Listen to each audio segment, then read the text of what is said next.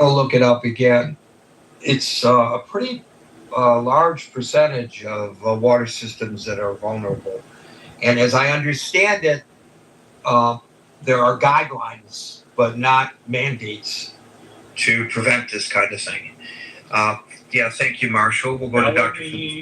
That would mean that city councils would be allowed to choose priority-wise when they would upgrade it, versus an order coming from the federal or state government, I guess. Well, they all run independently, is my understanding. The various water systems run independently. By the way, some of them are private water systems.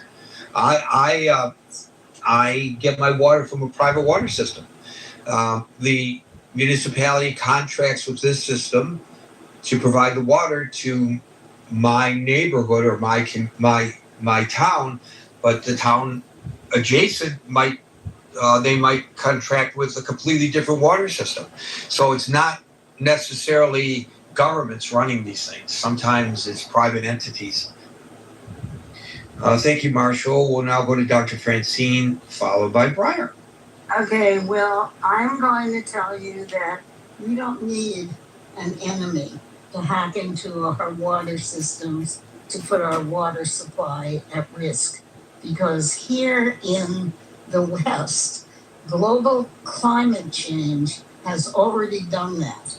And we are so short of water that the Colorado River, from which at least 7 states get their water, is running dry. And all the dams are down to about, 25% of capacity. And those of us at the bottom of the Central Arizona project, which is Colorado River water, are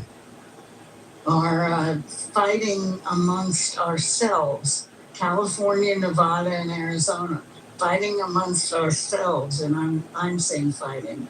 The words that are being used for the discussions have more to do with negotiating, but we are thinking about what we're going to do without water, because what happened was a lot of different things had happened.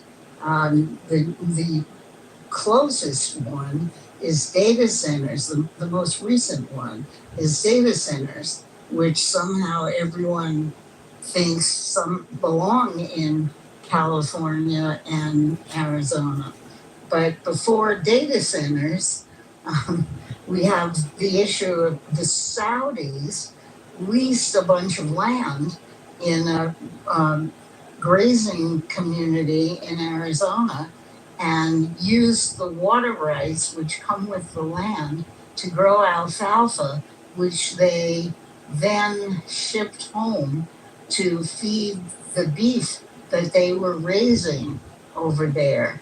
And nobody noticed it for years and years. And finally, our Attorney General and Governor noticed it recently, and the leases were up, and so she wouldn't renew them, so the Saudis have gone home.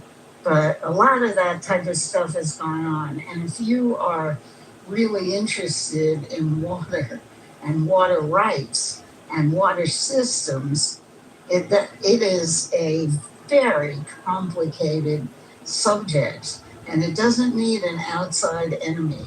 The United States has not paid any attention to its infrastructure since it was built. And remember in Trump term 1, Infrastructure Week, how it was always going to be Infrastructure Week? Well, it never was Infrastructure Week. And we are now reaping the rewards of that. So I don't need to know whether Iran did it or not. Because if Iran didn't do it, then some other state in the United States did. I mean, we've had water problems in Flint, Michigan. We've had water problems in other municipalities where you haven't been able to drink the water, and nobody pays much attention to it except the town that it happens to be in this week. But our infrastructure has been falling apart for quite a while. So everything you say is true. However, I hope so. However, we're not talking about shortages of water today. We're talking about sabotaging of water systems.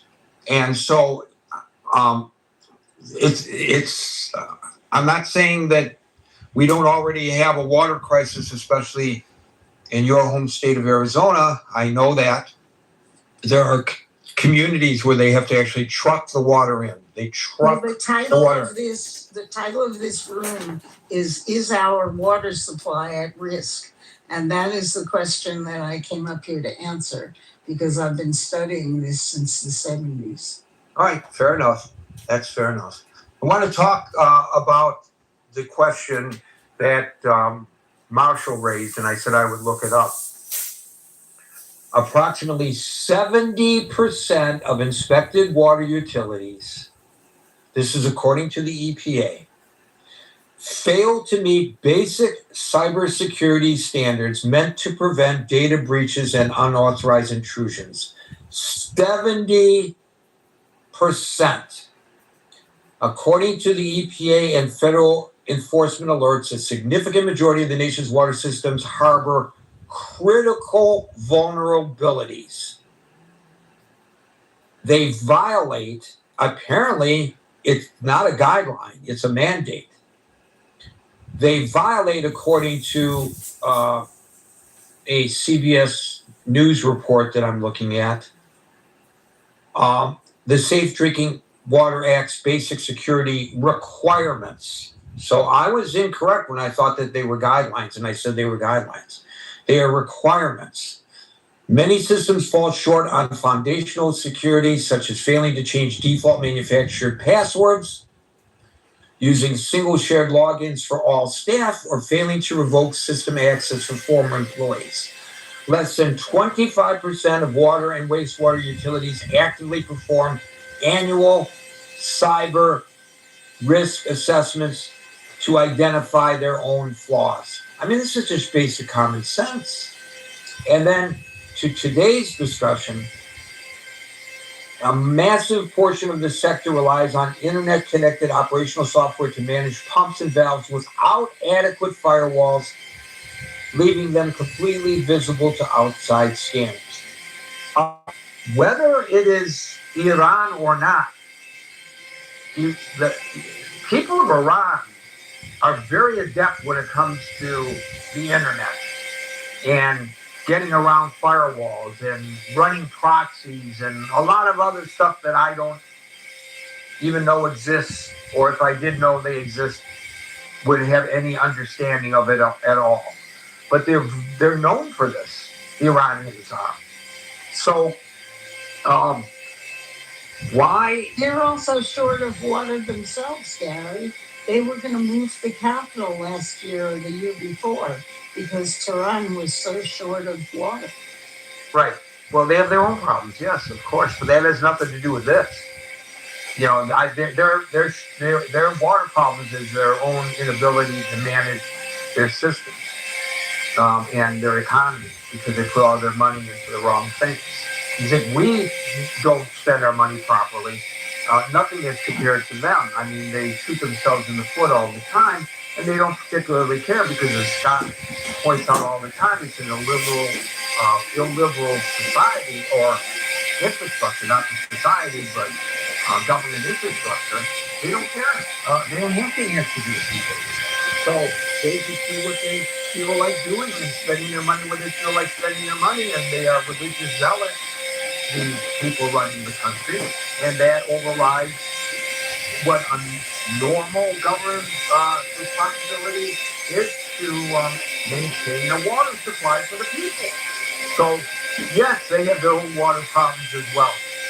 But in terms of the hacking that is going on right now, that's being reported today, of the water systems in the United States, it's pretty obvious they're not taking the basic. I mean, that would be like you putting your password for your computer on the internet so that anybody can enter your password and operate your computer anytime they want. I mean, maybe some people are stupid enough to do that. But if you're taking a password that is a default password provided by the manufacturer, when the system is installed, and you don't change the password, and you are one of hundreds or thousands of water systems across the nation that are also too lazy to change the password, well, you're almost inviting hacks. And if you allow for there to be a common password, where I work, I have a password. The people around me have passwords to enter the same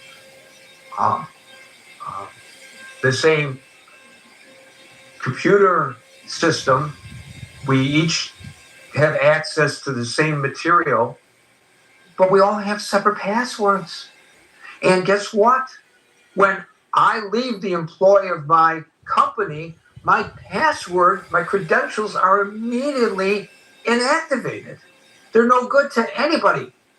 But here, there's a password that if we knew, and I bet you if we went online, we could find it, the way to get into these systems, we could just enter that password, the default password that's pretty well known in the industry, and Dr. Francine, you and I could be, looking at, Minnesota's water systems.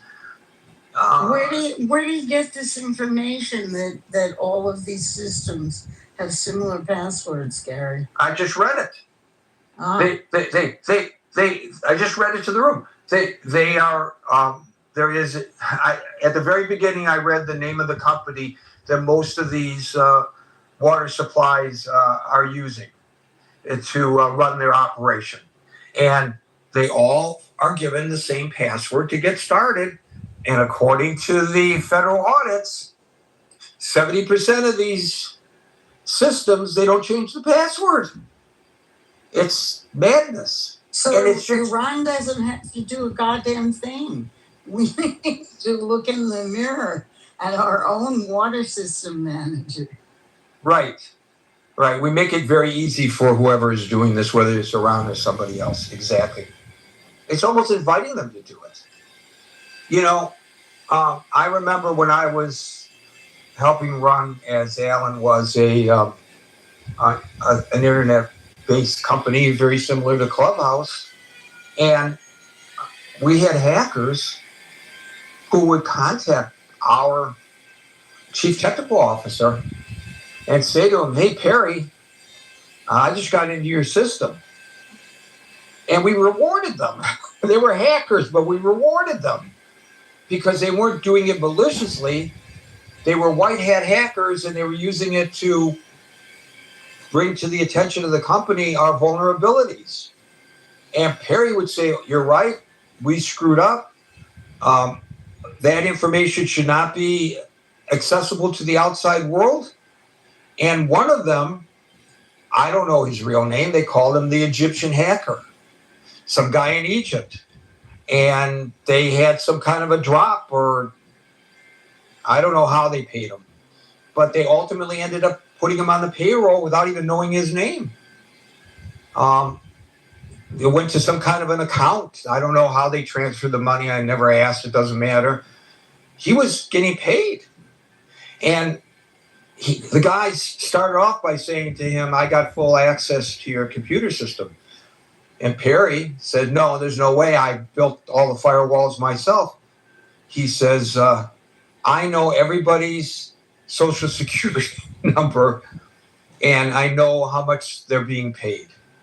And Perry said to him, "Okay, what's my social security number and what's my salary?" Boom, he told him. Well, that got his attention. So you can't make it yourself vulnerable like that. It's really stupid. And common sense tells you not to. And I just don't understand why 70% the federal government says 70% of the systems in the country are vulnerable. It's ridiculous. Abby, followed by Breyer. I am not going to be able to speak. I have like a minute. I'm on an airplane. I have to take off. But I did want to share two things quickly on this. I'm going to put it in the chat. One of our companies in Las Vegas got attacked by Iran and got hacked and put a huge casino company, out of business for a day because someone at the company made a comment about bombing Iran years ago.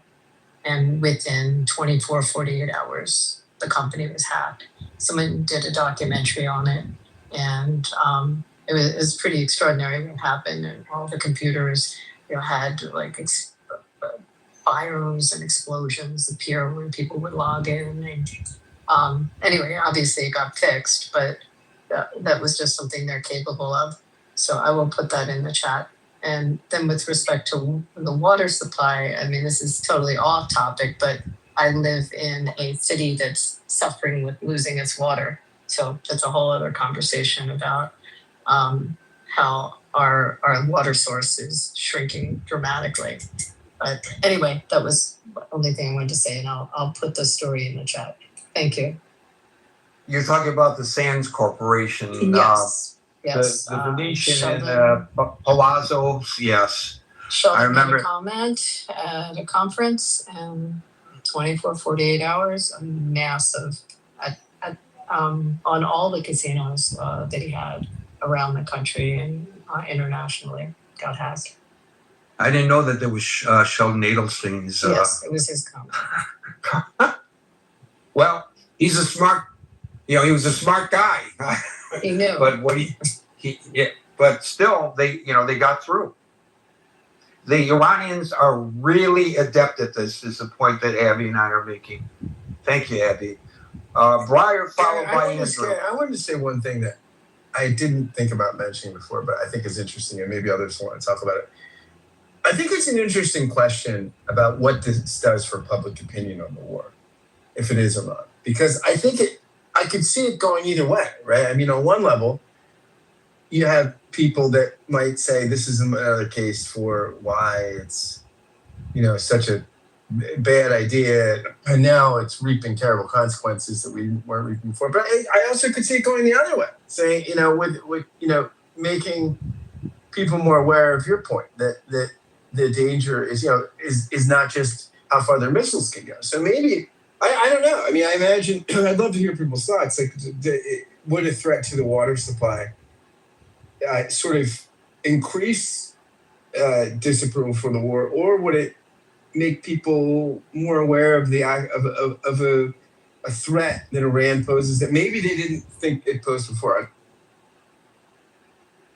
Our government, and I'm not referring to the Trump administration, I'm referring to half a century nearly of governments, never, maybe with the exception of Ronald Reagan, articulated properly to the United States populace the threat that Iran poses to the United States and the free world. And had they been forthcoming with this information, it would have been ingrained in the public psyche now, where people understood who we are dealing with here. I've expressed that even our president doesn't understand who he's dealing with here. I could be wrong, but that's my fear, is that he doesn't know who he's dealing with here.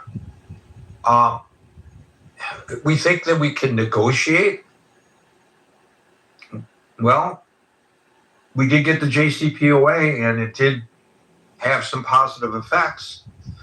But for sure, Iran is in the background, as we now know, reconstituting their systems, even during the JCPOA, their nuclear systems, because if they weren't, they wouldn't have been necessary a year ago for the United States, with the help of Israel, to hit those 3 nuclear development sites. They are not trustworthy, this regime. They are going to lie.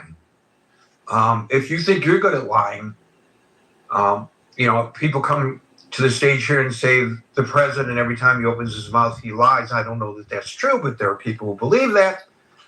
Well, if you think he's good at lying, he has nothing on the Iranians. When I say Iranians, I'm talking about the regime. I'm not talking about the Iranian people. These people who are running the mullahs and the Revolutionary Guard, they lie. You can't trust anything that they say, and as well as their proxies. So I just wish there had been an educational campaign that predated contemporary events that would have mitigated the concerns that you just raised, Scott. Don't have a time machine, can't go back and fix all that. But I think that's the reason why that debate has traction. Breyer, followed by Andrew. Hey, Gary. And I just wanted to check also, like the whole point of this group I always think of is trying to facilitate critical thought. So, I always think of critical thinking as not being a vibe, but being rationally analyzing evidence in real world situations and then doing the analysis, right? Doing the thought process. So I looked up a couple of numbers, and right now there are over 41 million Americans that are at extreme risk to access their water supply.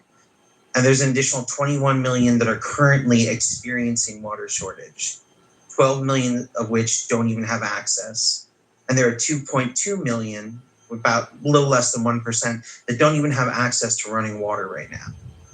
So that equals about 1 in 5 Americans are under immediate threat. And that doesn't take any foreign actor.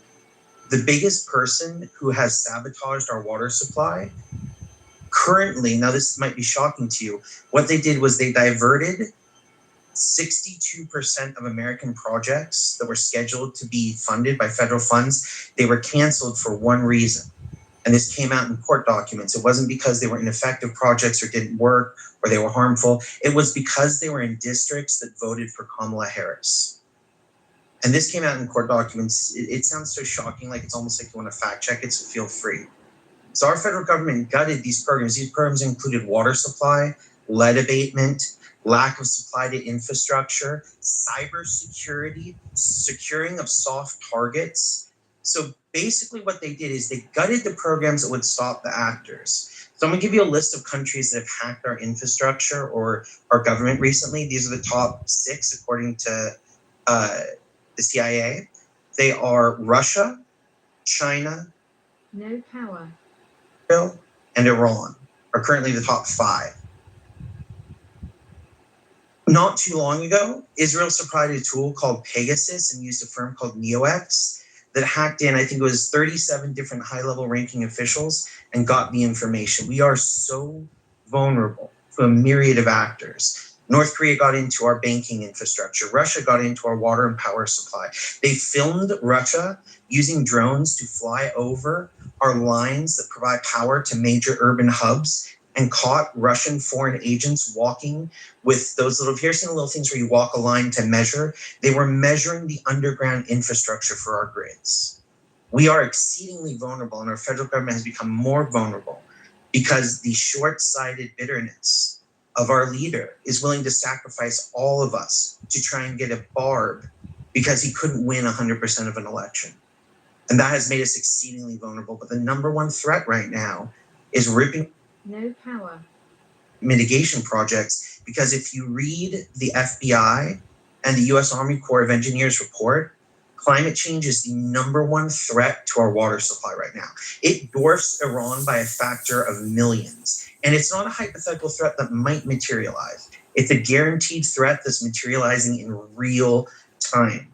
For those of us that have running water in our taps, it doesn't matter. But my hometown didn't for 6 months because we didn't have infrastructure after a flood. How long was it that Detroit still had lead in its water? Can you imagine if Iran somehow got less and dumped? Flint, not Detroit. Thank you. Right. So can you imagine if a foreign actor came and dumped lead in our water and poisoned our children? Can you imagine if a foreign actor destroyed $61 billion in infrastructure that we were going to deploy. The threat right now, we can look at it from without, and we are vulnerable because we're not taking care of ourselves. But the threat right now is within, and it's how we handle our environment. No power. From actors like Israel that can hack our cell phones and our government.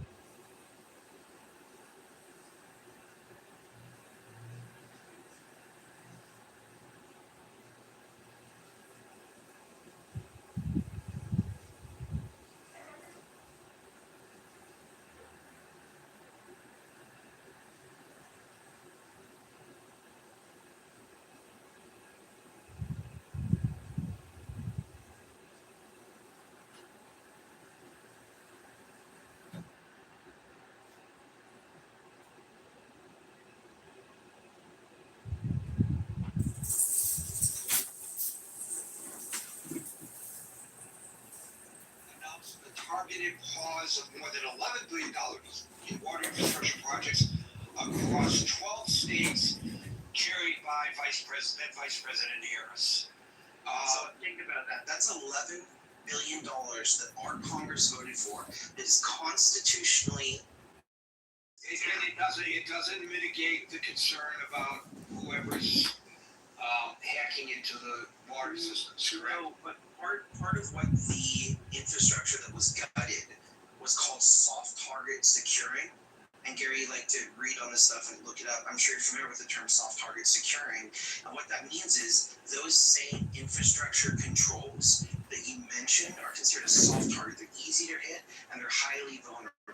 And this is what foreign actors, predominantly Russia, China, again, the top ones, Russia, China, Israel, North Korea, Iran, are the big five right now that are just at will penetrating our systems. And furthermore, at the start of the Ukraine war, you might remember that Russia did shut down hospitals and water supply and held ransom for anonymous Bitcoin payments. Eventually, Sweden actually caught video footage of these Russian hackers.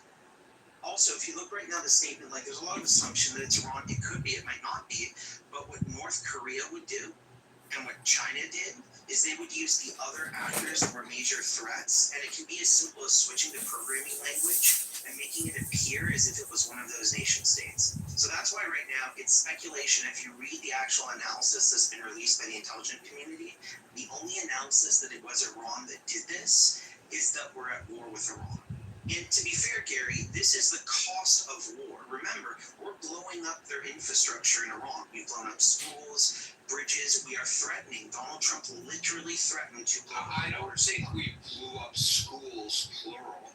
There was I believe if you look, there was one we destroyed and killed a lot of children in, but there's also others that have been damaged. And, maybe I'm wrong and we've been strategic and that was the Seoul school we blew up. But either way, like if somebody blew up, Gary, what would you be doing in this room if you heard North Korea blew up a school and 220 little girls died? Okay, so Breyer, how old are you? Old enough to have been teaching this stuff for over 20 years. Okay, that doesn't really answer the question. Are you old enough? I'm in my 40s. Okay, you may be too young to remember Mad Magazine. No, I absolutely remember Mad Magazine, and I know Alfred E. Newman. Did you know Spy versus Spy? Absolutely. The little black and white dudes with the pointy hats. Gary, you think I'm just a child. I know the old comics. Come on now. Okay. So you recognize, I'm sure, since you throw Israel into this mix, what you say is true. Israel does spy on the United States. But I don't think you're suggesting that Israel has adversely affected the infrastructure of utilities in the United States, are you? Because I'll give you as a breaking news story by NBC News saying national security as of yesterday, or excuse me, June 5th, sorry, the Pentagon raised the threat level of Israeli I know, to critical. I'm aware of that. So it's not breaking news to me.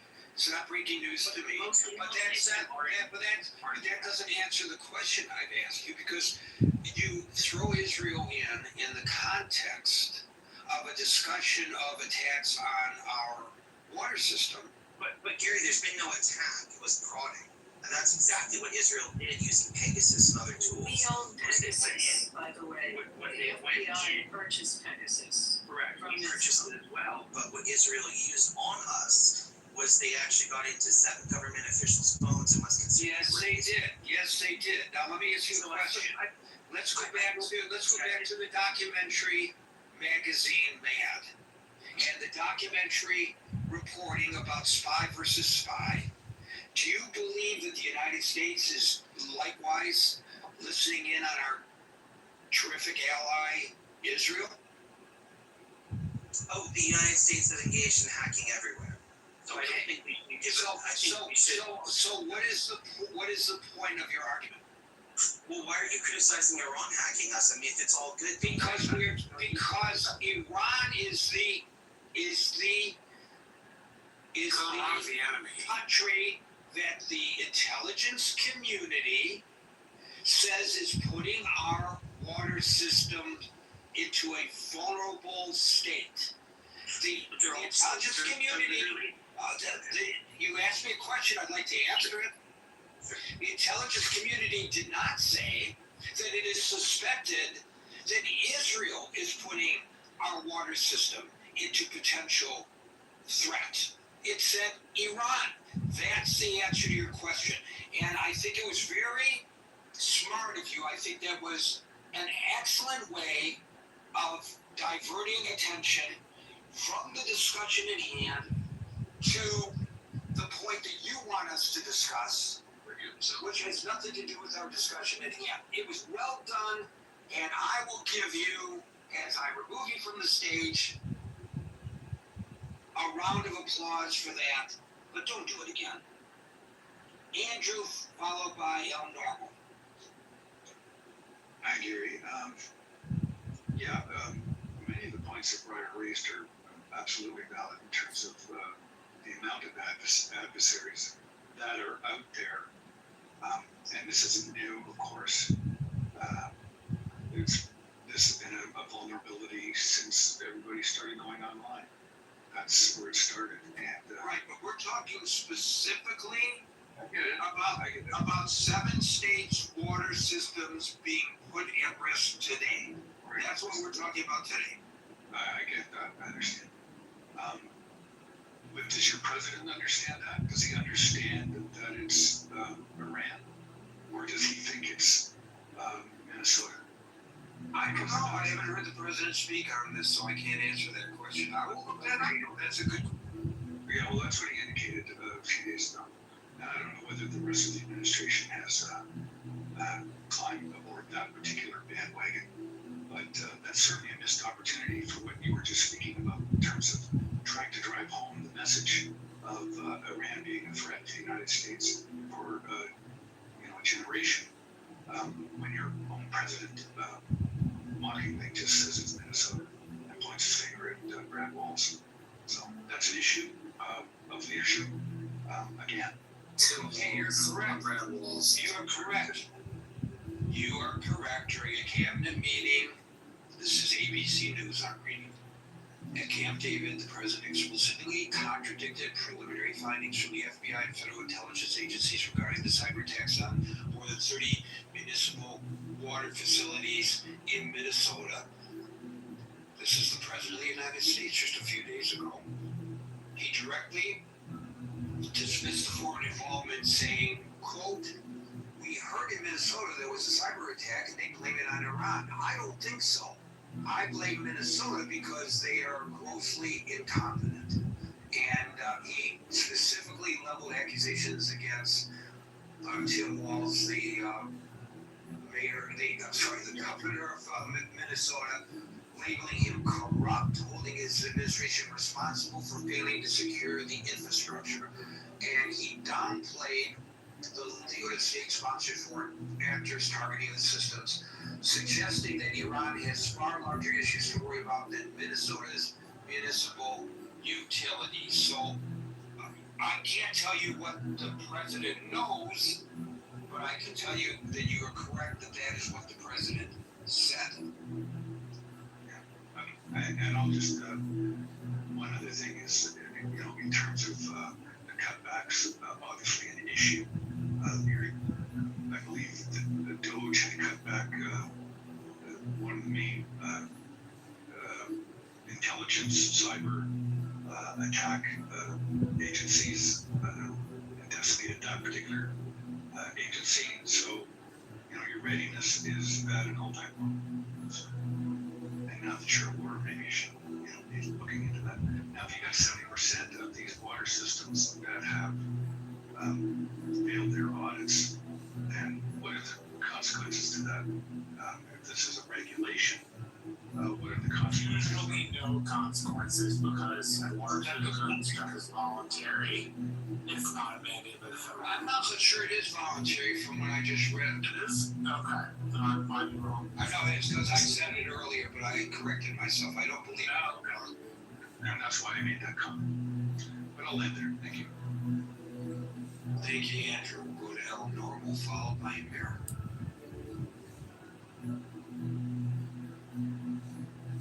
L normal. Are you waiting in line at the food co-op or are you with them?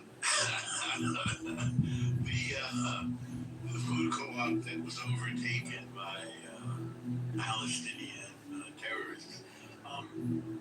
Well, yeah, I'm looking at the Cybersecurity and Infrastructure Security Agency. Did you come across them or CISA? They're the ones reporting that Iran hacked water systems in 7 states and that in Minnesota alone 30 were affected.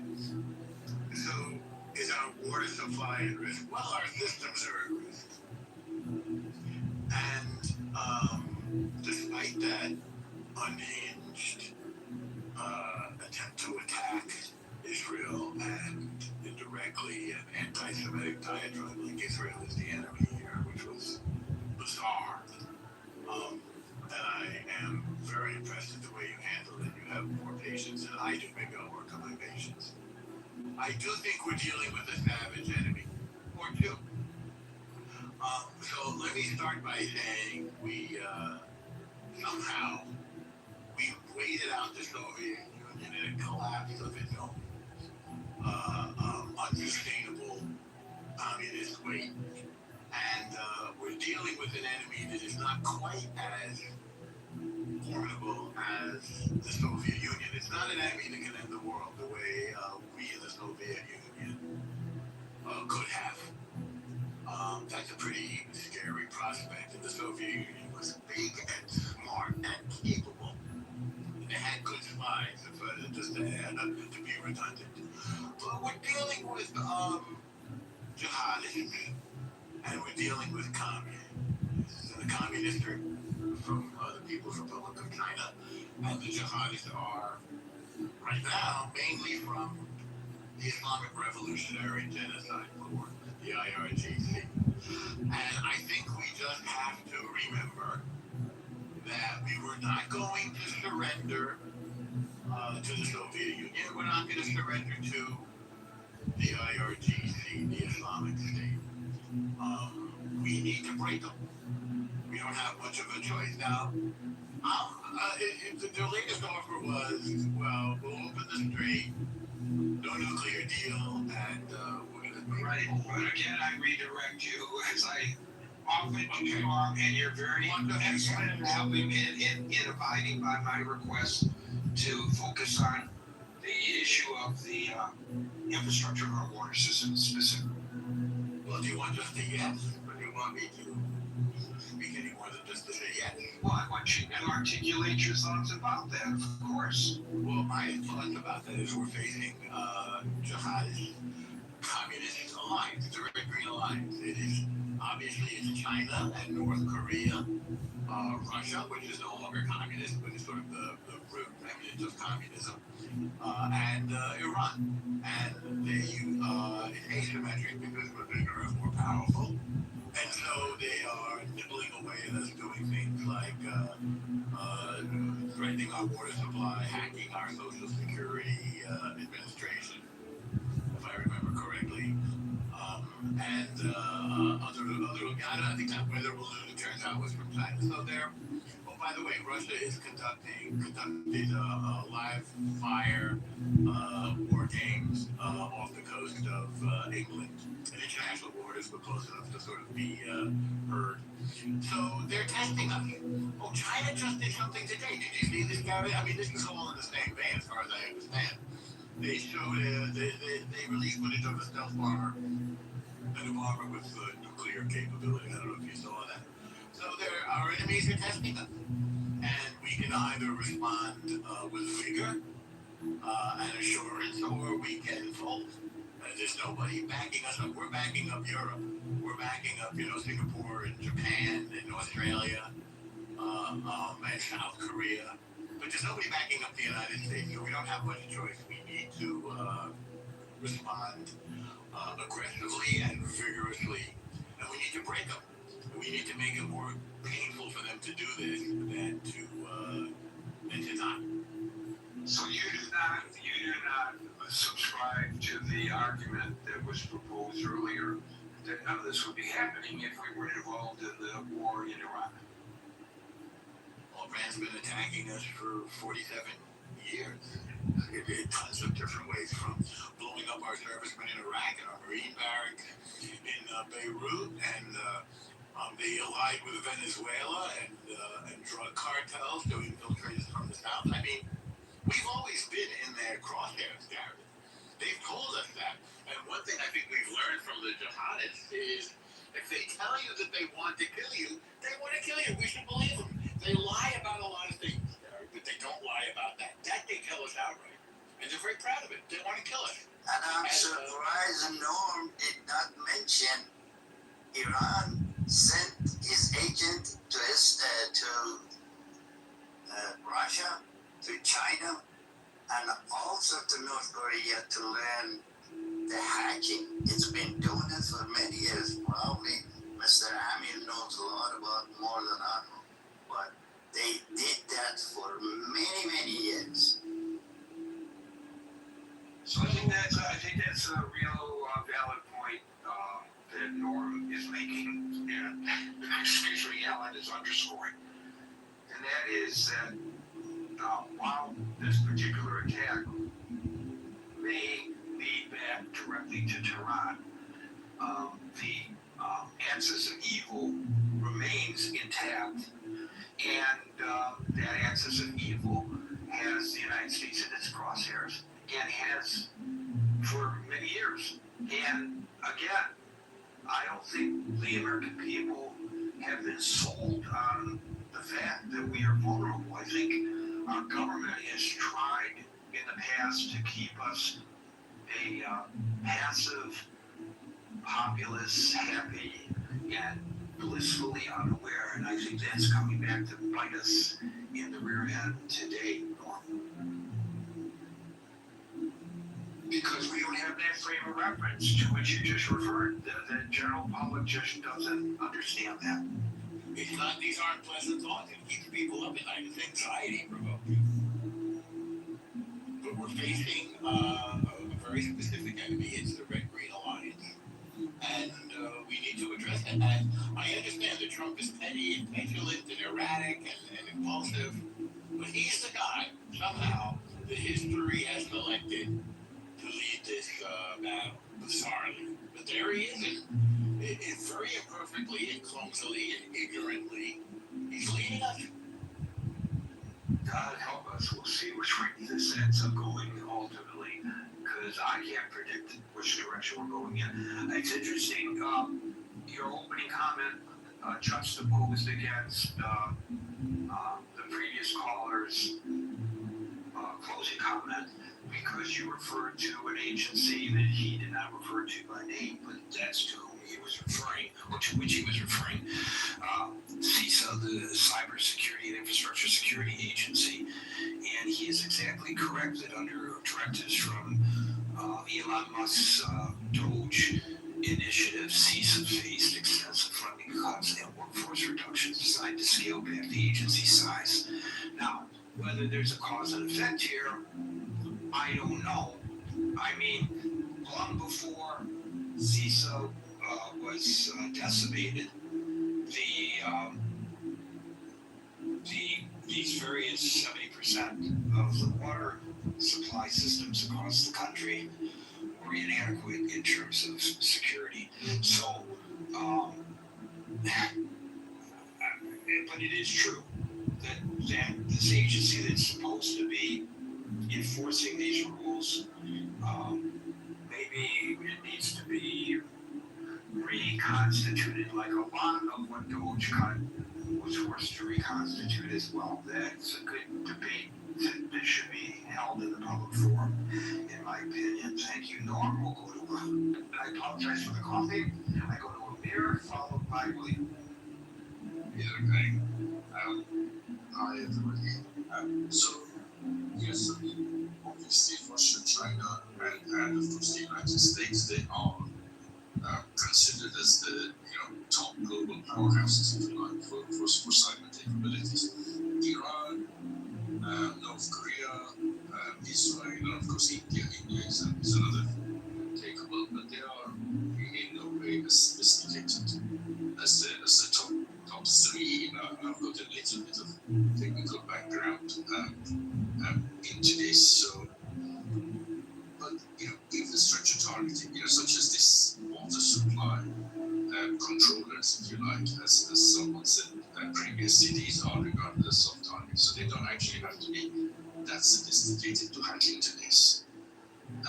Plus the fact that if more than if a large number of people have the password, you could just advertise that you buy the password for $100K or whatever, and you probably get about half a dozen of them coming towards you. So it's not, it's not going to be that difficult to sort of hack into places. I mean, they can obviously exploit the internet system, the internet exposed system, if you like. The PLCs that you mentioned, for example, in water or wastewater facilities, these are quite relatively easy to hack into, change the password, and lock the local operators out. So that's not really rocket science compared to breaking into some of the more secure infrastructures. So this is a story that obviously is multi-state attack. It can obviously do serious damage, but what can possibly be done about it? You see, Russia, let's not forget, Russia is known for very high technical offensive hackers. I mean, they are just number one probably in the world. They've proved it over and over again. They've got the stealth operations, and they're very difficult to trace back. Now, what is to stop? This is the question. China is the same. China is also recognized massive cyber powerhouse. Extensive, states of the sponsored programs that they run, on a very large scale. So my question is, what is to attack? What is to stop one of these countries, a team or two of one of Russians or China actually sitting in Tehran and doing this stuff that could potentially be far, far beyond the water supply? It could potentially be a lot more, at the espionage level, could be much higher, doing much more serious damage. So what is to stop that? I mean, this is a really interesting thought that that the US needs to consider. I mean, the moral of this story to me is either we all have to sort of live by, as nations that comply with some basic civil rules, so we don't hack into each other's infrastructure.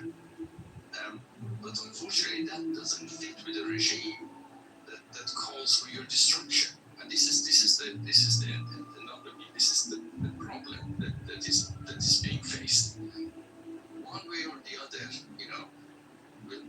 find a way, or they will find a way to hurt you. I mean, this is because the nature of the beast. So I don't really know. I mean, it's more of a question to me than having any sort of deep thought about this, Gary. What do you do with it? If a nation wants to hurt you, and they can do it quite easily. I mean, in terms of water supply, they can just buy the passports. If it's that easy, so many people have it. But well beyond that, the question could be enormous, and the consequences could be disastrous. Anyway, I'll not do that. So, what are your thoughts about what I said a couple times, and that is that the American people, by and large, and I don't think this applies to this particular audience of inquisitive folks who come here on a daily basis, but by and large, the populace is unaware of the threat in Iran and is, as Norm points out, in conjunction with several other nations, posed to the United States. They're just oblivious to it. I think you should put Marco Rubio in charge. You know, he'll tell you exactly. 10 years ago, he was telling you exactly where this thing was heading. I think you're absolutely right, and I totally agree that on education side of things, things have been lacking for decades, if you like. But it's never late to start. You know, I mean, you've got this particular example in front of you. I mean, that's a good sort of gateway, if you like. But there's a whole host of other things which normally referred to, for example. It is really, I mean, fundamentally, you cannot live in this day and age. I mean, this is a global village. You cannot really live with any nation that is prepared to destroy you through relatively easy means, like cybersecurity. I mean, there's only so many times that you can change, AES-256 passwords, which is very difficult to break into. But then don't forget also the other very important aspect here is quantum computing, which in China now is producing these at relatively low cost. And quantum computing is not just order of magnitude, it's hundreds of order of magnitudes higher than the classical computer. So they will be able to break your AES-256 codes with much easier and much faster than your classic techniques. So you really have to think about this. Okay, we all are capable of this. So China is not going to do it to US because US can easily do it to China. But Iran can purchase this, and they can do it to the US because their aim is America and America. Death to America. So you gotta deal with that. And that's there's no other way basically in this day and age there. Thank you for that. Amir will go to William, followed by Dave. Hey Gary, hey everybody. So I'll just follow up on what Amir was saying and other people in the room, and that is that the obvious actor, this is my belief, but the obvious actor who's been conducting ongoing cyber attacks, cyber crimes, different types of filching and basically organized crime activities against the United States is Russia. Russia is the obvious first suspect, despite the fact that we are in an active war right now with Iran. Iran has Russia as its ally, and Russia has been providing targeting information against the United States to the Iranians. Russia has been transporting things across the Caspian Sea to help out the Iranians, and this type of thing is within the Russian core competency. Russia excels at this. I'm not saying that Iran isn't good. Their propaganda videos have been very high quality production value with their little Lego videos, which is Iranian propaganda. But the core competency of Russia is cybercrime. And Russia is essentially a kleptocracy and a mafia state that has been making money off of this sort of thing for over 10 years.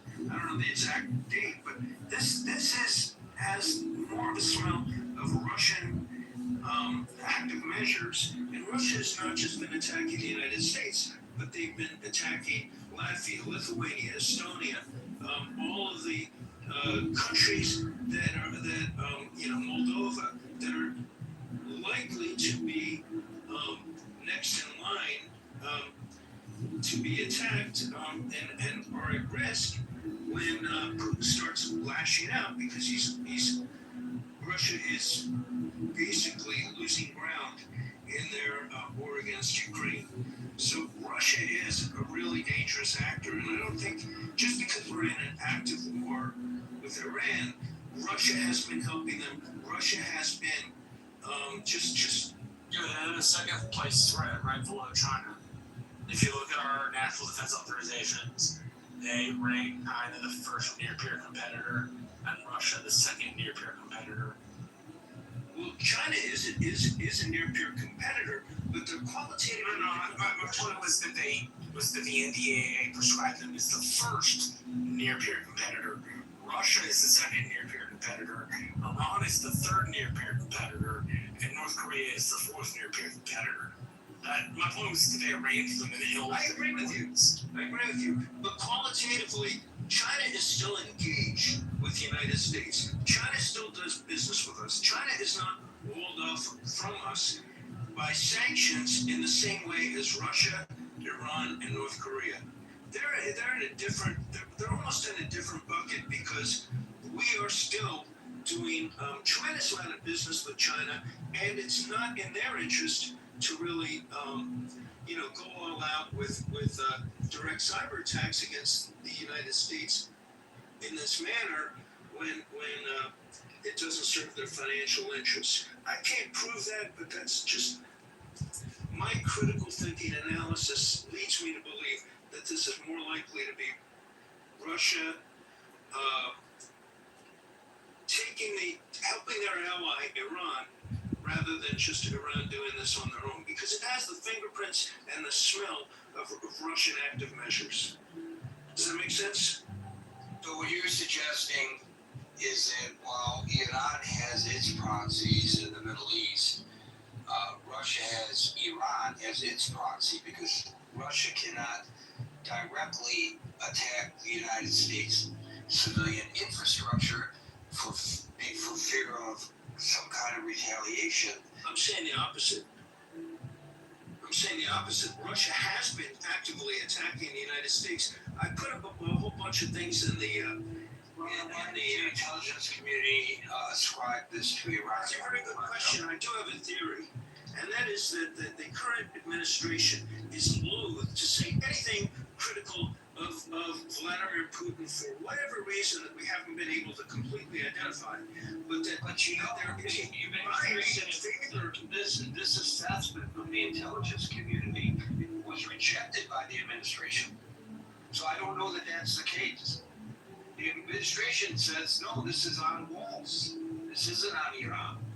So I'm not so sure that it's a case of the intel community.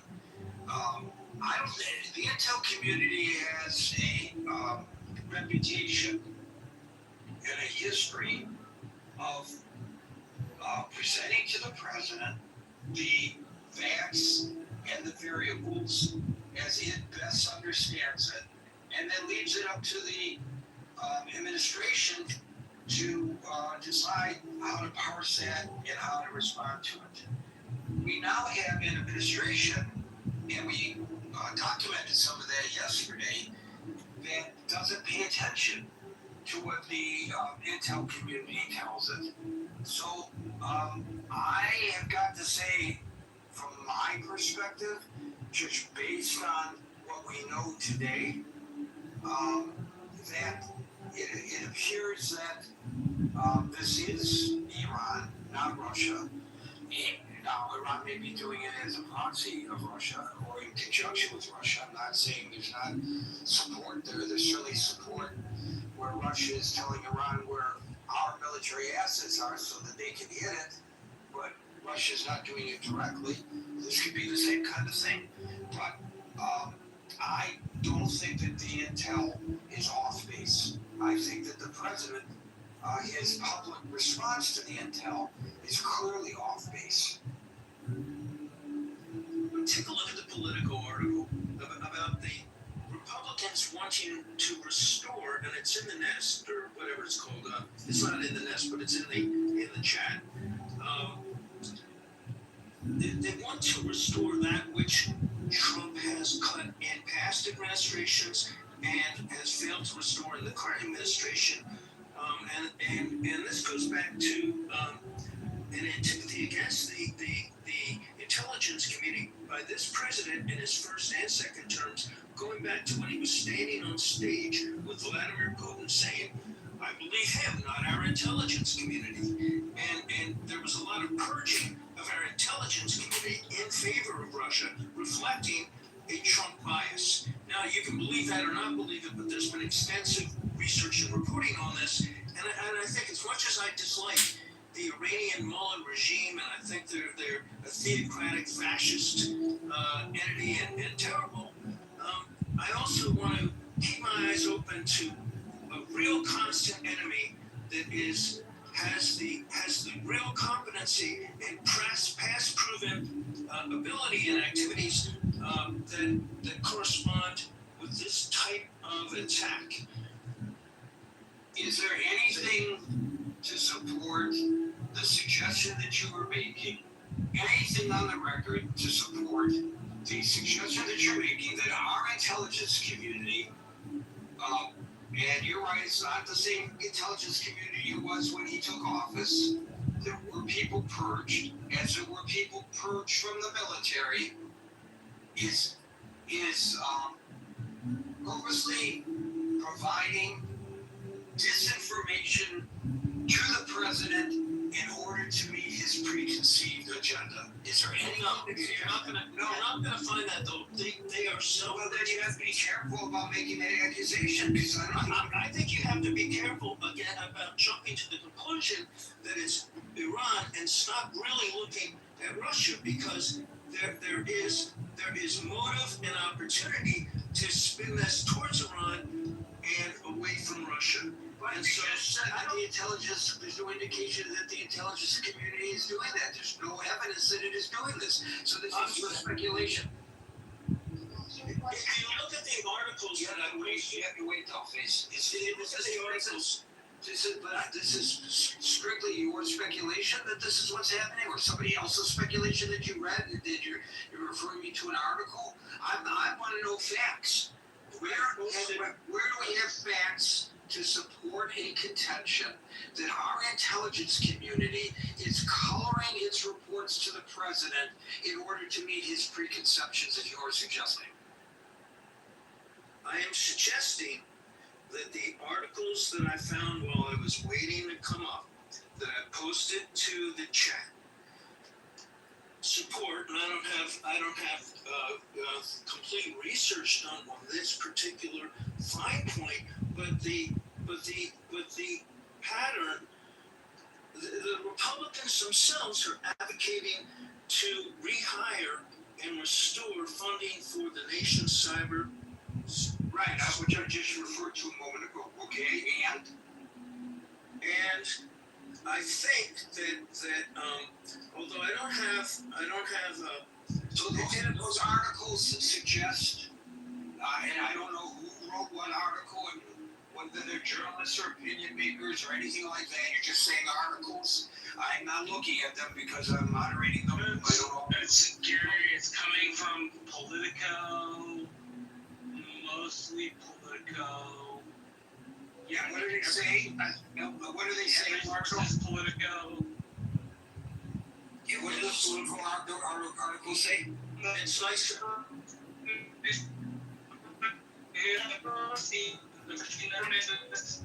All right, I can't hear. I can't hear either. Instead, I can't hear you. I can't hear you. Hold on a second. I can't hear either of you. William, stand down for a second. Marshall, yeah, because his mic was open. I couldn't hear you. So what were you saying? What does the political article say? Marshall?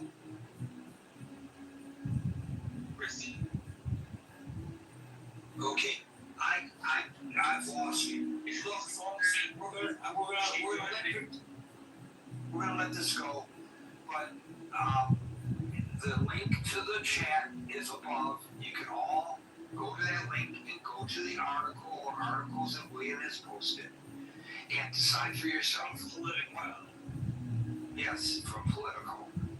You can go to those articles for yourself and determine whether those articles suggest that the intelligence community has begun coloring its reporting to not tell the president what they have actually found, determined, analyzed, but have changed their reporting, their findings. That's not what I think. That's not what I suggested. That's what I asked you, and you pointed to those articles. I'm saying that in the short time that I did the research, that's what I found so far. And the logical what I'm trying to say. No, I want you to answer the question, not tell me what you're trying to say. I'm asking you for the fifth time. Is there anything, any credible reporting that suggests that the intelligence community is coloring its reports in order to satisfy the president? Not directly, but I will. No is the answer. Okay, thank you. That's all I needed is a yes or no. No is the answer. You gotta be careful about making such an accusation absent any reporting that suggests that that's what's going on. That is a major accusation in the critical thinking form. That's not critically thinking. That's somebody's supposition. And you can suppose anything you want, but when I challenge you and I ask you, is this your supposition or is there something on the record to suggest this? Just admit it's your supposition. And we wouldn't have to go through this lengthy back and forth that nobody wants to hear. Tea followed by coffees. I think the key word from tonight, today is objectives. As you correctly point out, objectives. No matter how you try to talk about how dangerous is this regime, the previous speaker, they just can't get it. It's like a robot that being programmed not to harm human, right? So in this case, Iran is the human. So if no matter how you try to argue, as long as touch on Iran, they will divert the discussion to Israel, to Russia, as long as not about Iran, right? They consider Red Green alliance, they are all equal. And they don't understand Iran is not the same. I don't think that's a fair characterization of the previous caller. I don't think he tried to divert any attention to Israel. And I don't think that it's a fair characterization to suggest that he doesn't recognize the threat of Iran. I just believe that his argumentation lacked substance. He may be correct, but he didn't bring anything to the table to support his contention. But I don't think it's fair to go so far as to suggest that he does not understand the threat of Iran. He understands, but he took everything equal. Iran, you can, if Russia were to do the same thing to the water supply, they know exactly how US will retaliate and destroy, and they will hold back. But Iran is different. You can destroy everything as long as they get to kill a couple of Americans, is still a win. That is the differences the previous caller cannot differentiate. That's my point. I think the previous caller, and I'm going to go to Marshall after this, I believe the previous caller likes to be contentious. and he likes to be contradictory, and he likes to throw articles in the chat ad nauseum, supporting whatever position that he supports, which he has the right to do. And I don't think that it was particularly critically thought out, his argumentation today. Sometimes, many times, it is critically thought out, but not today. And, you know, all I did was challenge him on it, and he did not rise to the challenge. And it was kind of an obstinate response rather than an actual response to the question that I had posed. But I don't think it's at all indicative of a naivety about the global threat that Iran presents, just based on how well I know that previous caller and his previous positions. Thank you, Dave Marshall. We're running out of time. Let's go to the other caller. Okay, Dollface.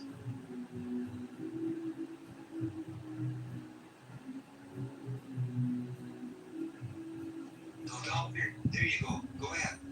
You hear me? Okay. When y'all talking to me, that's why I did want to jump in, because I definitely do feel like sometimes when we have these conversations about American history and what's going on in America, we literally forget American history as we're talking about America, right? Like there have been a multitude of times, if we go back in history, that the current administration has done things to favor the president or favor a certain party that's in there that we don't learn about until years later, right? And then the files come out and I'll read them. I'm like, oh yeah, the conspiracy theorists are always right. You know, that sort of situation. So I feel like when we have these conversations, it's like a hard yes or no, and like we don't have these facts right now. I feel like we can never have the facts until it's historical, right? Like until we actually get past the situation and actually have that time of like peace and look back on what's going on. You can't say a yes or no. I feel like you can't say a yes or no on what's based on our articles because again, I'm not saying that both these parties had something to do with it.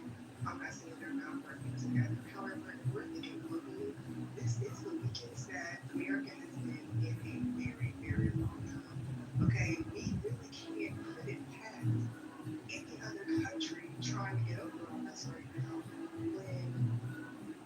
when this is how our administration looks. This is how we are performing as a country. This is what the actions of our administration is doing to other countries, right? Other countries that, and that's the thing, I feel like it's more serious now. Like we've always said, like they know about us, but we don't know about other countries.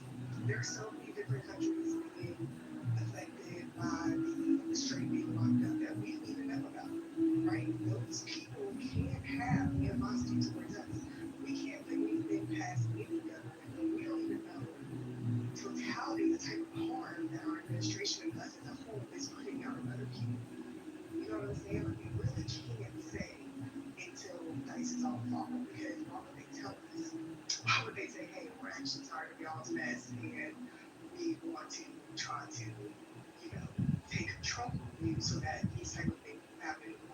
Why would they tell us that? They're not I'm going to take that as an affirmative. You think the water systems are vulnerable to hacking? Yes, absolutely. Please speak a little bit more about that. Thank you. I'm sorry. You think they're vulnerable? The conversation, but yes, when it comes to our water supply, I definitely do think it is vulnerable in different states. I definitely feel like number one, the whole data center thing, I definitely feel like it's kind of being pushed out in front so that everybody can be upset about that. When in reality, there are so many other things that are impacting our water systems, especially with the lax laws that we've had about certain companies being able to, you know, now pollute in a way that they couldn't pollute before. Get rid of microplastics and plastics in a way that they couldn't do before. Those are pollutants to our water system. Not only that, but it's going to, as more and more of them seep into the water, that's going to get into food. And I definitely feel like that's why again, while we do have the worms and everything else coming in, there's also going to be more things coming up with where can you even grow safe food because of the amount of pollutants that are being put into the ground. Oh yeah. You know, uh, one of the main pollutants that are put into the ground is balming fluid. Why we have to preserve bodies that are gonna go ashes to ashes and dust to dust with embalming fluid, which then leaches into the groundwater and provides for you and me carcinogens to drink. That's a person's legacy. I don't get it. Folks, we're here Monday through Friday at 5 o'clock New York time. So till 5 o'clock New York time tomorrow. For the next edition of the Critical Thinking Forum, everybody be safe, be well, and peace out.